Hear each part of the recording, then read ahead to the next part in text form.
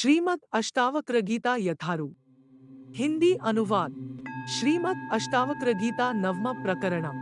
करिता करितेच दंद्रानिक दाशांतानिकस्य वा एवं ज्ञात्वेह निर्वदाद् भवत्याग परोवति कृताकृते द्वंद्वानि कस्य कदा वा शांता एवं ज्ञात्वा यह निर्वेदा त्याग परा अवति भाव। ऊपर के प्रकरण के विषय गुरु ने कहा कि न किसी वस्तु को ग्रहण कर न त्याग करता। शिष्य प्रश्न करता है, त्याग की क्या रिधि है? इसके समाधान में गुरु 8 श्लोकों से वैराग्य वर्णन करते हैं कि कृत और भकृत अर्थात यह करना चाहिए, यह नहीं करना चाहिए इत्यादि अभिनिवेश और सुख दुख, शीत उष्ण आदि द्वंद्व किसी के कभी शांत हुए हैं, अर्थात कभी किसी के निवृत्त नहीं हुए। इस प्रकार जानकर इन कृत अकृत और सुख दुख आदि के विषय विरक्ति होने से त्यागपरायण और संपूर्ण पदार्थों के विषय आग्रह का त्यागने वाला हो। कस्यापि तात धन्यस्य लोकचेष्टावलोकनात् जीवितेच्छा बुभुक्षा च बुभुत्सो पश्मं गताः।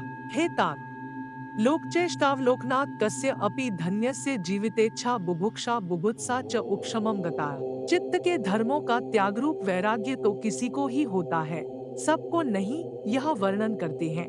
हे शिष्य, सहस्रों में से किसी एक धन्य पुरुष की ही संसार की उत्पत्ति और नाशरूप चेष्टा के देखने से जीवन की इच्छा और भोग की इच्छा तथा जानने की इच्छा निवृत्त होती है।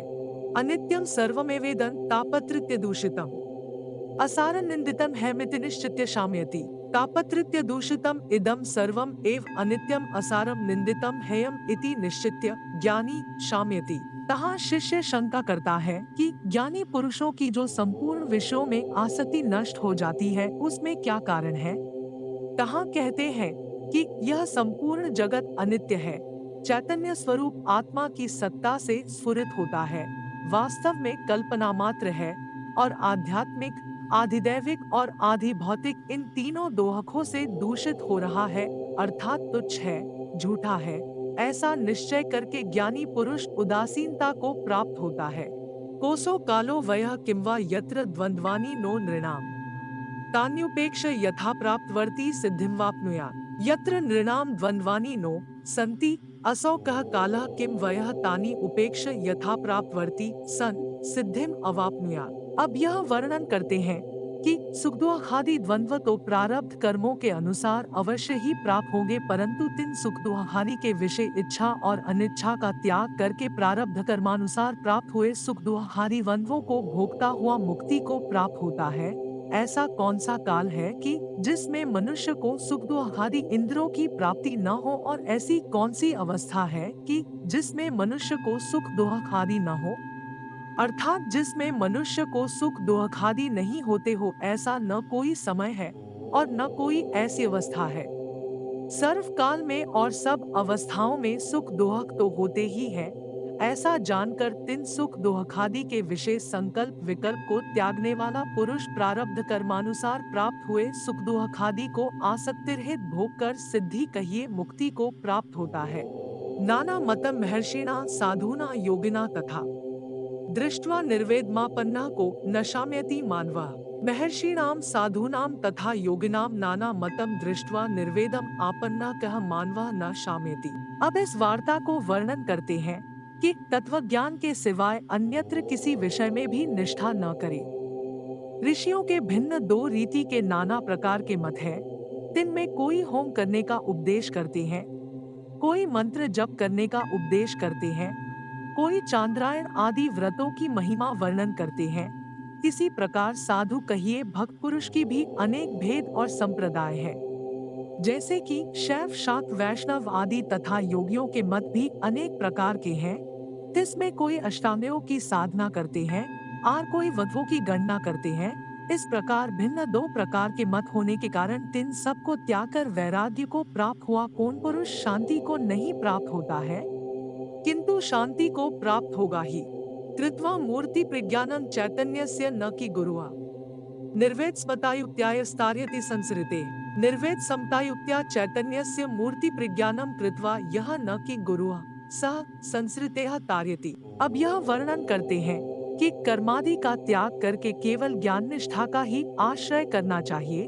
निर्वेद कहिए वैराग्य अर्थात विषयों के विषय आसक्ति न करना और समता कहिए शत्रु मित्रादि सब के विषय समदृष्टि रखना अर्थात सर्वत्र आत्मदृष्टि करना तथा युक्ति श्रुतियों के अनुसार शंकाओं का समाधान करना। इनके द्वारा सच्चिदानंद स्वरूप का साक्षात्कार करके फिर कर्म मार्ग के विषय गुरु का आश्रय न करने वाला पुरुष अपने आत्मा को तथा औरों को भी संसार से तार देता है। पश्य भूतविकारांस्त्वं भूतमात्रान्यथार्थतः तत्क्षणाद्वंद निर्मुक्तः स्वरूपस्थो भविष्यसि।